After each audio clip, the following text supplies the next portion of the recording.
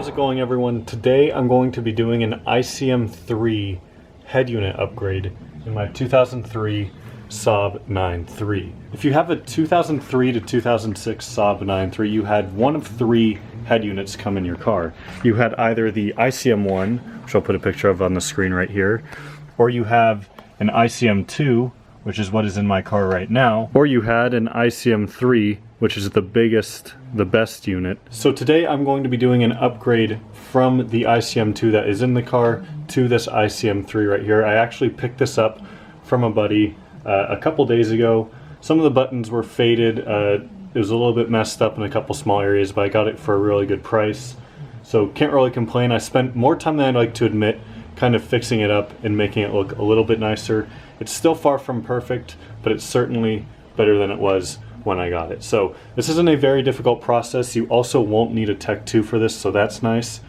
But let's go ahead and get to it. A couple other quick things I want to mention before we do this install. This unit comes with navigation. Now, if you're like me and you're doing this upgrade in your 9.3, if you want your navigation to work, which quite honestly I'm not sure why you would, this navigation system would now be 15 years old. You would need a different wiring harness as well as a different unit in the trunk, so not really worth it. This is, I guess, mostly just an aesthetic upgrade. It might come with some extra features.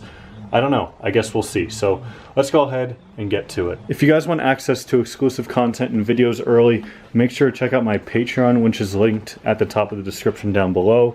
But let's hop in the car here and get this upgraded head unit in. And I'll show you guys a quick comparison between the two. So the ICM2 has a screen on it. It's a fairly small screen, but still a screen nonetheless. The ICM3's screen is probably about twice the size, much bigger. So while this isn't a modern looking head unit by any stretch of the imagination, it's more modern looking than this. This is kind of a similar upgrade to what I did in my Turbo X, where I installed the nav head unit in that car. If you want to see that video, you have an 07 Plus 9.3. Check that out in the top corner up here. First thing we need to do here is remove this air vent. There are 6 clips that hold it in. So what I'm going to be using is a variety of old like membership cards and gift cards. And then I also have a couple of pry tools as well to use. If I just kind of start down on this corner, I already have this one out right here. It's kind of easiest to just start right there. And there's all 3 of the top ones out. You want to be careful not to try and scratch up this part, or of course the air vent. It's a little bit hard, so just don't try and force anything in there. You want to make sure you're using plastic. I wouldn't use flathead screwdrivers for this. Now that I've got one wedged in the bottom, I just kind of got it around that corner there. It was a little bit tricky, but the bottom ones are definitely the harder ones, that's for sure.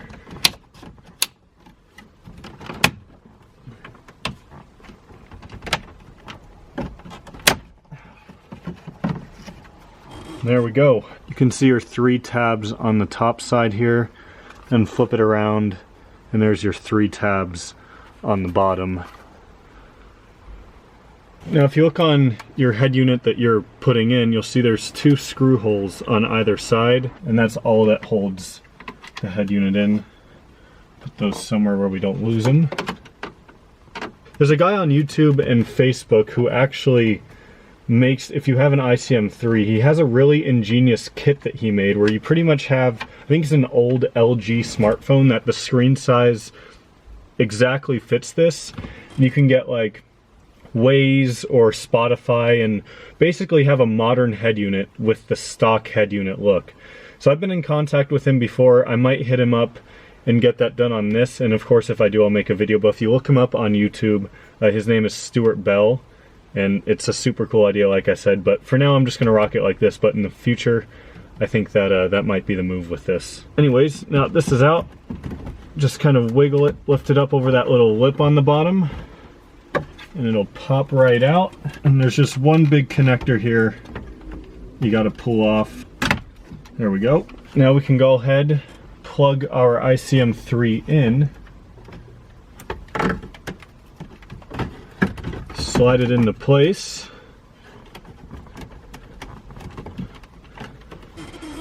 Oh, look at that. She's gorgeous. Before we screw everything in and put the air vent back on, I just want to make sure this works. Must have hit my windshield wiper stock. Stop by. You were in the hood. We could have given you guys. All right, there we go. So you can see the navigation is blank. Obviously, because it's not connected, but it looks like we got our system settings here. Audio settings, this is how I can adjust my bass and everything, because this does not have the same bass and everything tabs, or buttons I should say, that the ICM2 does. So this is obviously a much different setup in terms of the buttons, but I still have my presets. It saved all my presets from what they were before, which is nice. My Bluetooth will still work, my aux will still work, so that's cool. I am noticing though, it's switched my climate control to Celsius instead of Fahrenheit. So I'm not sure what's up with that. I'm gonna mess with that real quick and get back to you guys. A few minutes later. So thankfully I've got my Tech 2 with security access. That might be why this is showing it in Celsius. Maybe something about this is European. I don't know. I mean, it didn't do that before, so it's obviously something with this. So my buddy recommended adding it to the car via a Tech 2. So I went into diagnostics, then I went down to all, and now I'm down to add/remove, and then I went to control modules, and now I am scrolling down. There's so many, there's 29. ICM. So we're gonna click on that, we're gonna click add, and it's probably gonna make me go get security access. I've done this swap before from an ICM1 to an ICM2, which is an upgrade in itself, and we didn't need security access. It worked perfectly. The only reason why I'm doing this is to see if this will fix my temperature reading in Celsius now. That car that I did it on before also had manual climate control, not automatic. Let's turn key to lock position. Just say it, just tell me I need security access. Yep, okay, there we go. So if we turn on our laptop here, this is a laptop I bought specifically for this, so that's why you'll see there's literally nothing on it besides global TIS. We've got our Tech 2 connected via a couple of adapters, and it's plugged in to the side right here. So once this opens up, we can go ahead, hit security access, start download, device Tech 2. So there it pulls up the VIN of the car. Enabled security access type 1. So now you can hit finish. And now we can go ahead and disconnect our Tech 2 from the computer and bring it back to the car. My plan was to show you guys how to get security access and everything like that in a totally separate video, but I guess we're gonna do it here, see if this works. So we go diagnostics, we want to go 2003-93, we go down to all, we want to go down to add and remove, and then control modules, and then we can go to ICM, add. Should probably put the key in the ignition, might help. See, it says ICM3 up there at the top. Make sure the date and time are correct on the SID before proceeding. It is in fact correct. Enter. This just shut itself off. Hey, there we go. It switched it to Fahrenheit. Oh, look at that. I wasn't 100% confident that would work, but hey, there we go.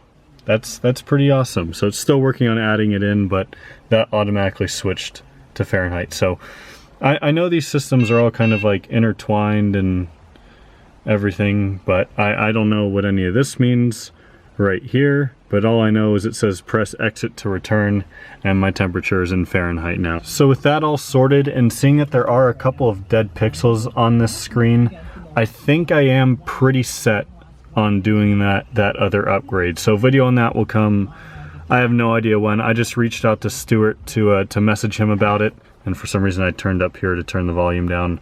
Just ignore my mental instability. But I don't know when a video on that would come, hopefully sometime in the relative future, but he also lives overseas, so shipping him this unit and then him putting it together if I go that route and then shipping it back, it'll probably be quite a while. So for now, what I'm gonna do actually, because I'm like 50% sure that by the time you're seeing this video, the unit might already be shipped out, I'm gonna actually leave the air vent out because one, it's beautiful out and I don't even need my AC this time of year.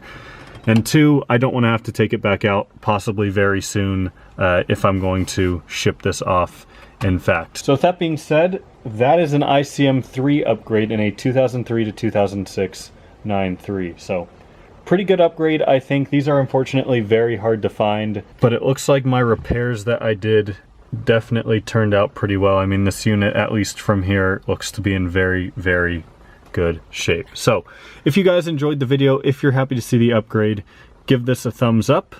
Thanks for watching. Check out my Patreon if you want access to videos like this early. They'll be linked at the top of the description, and I'll see you all next time.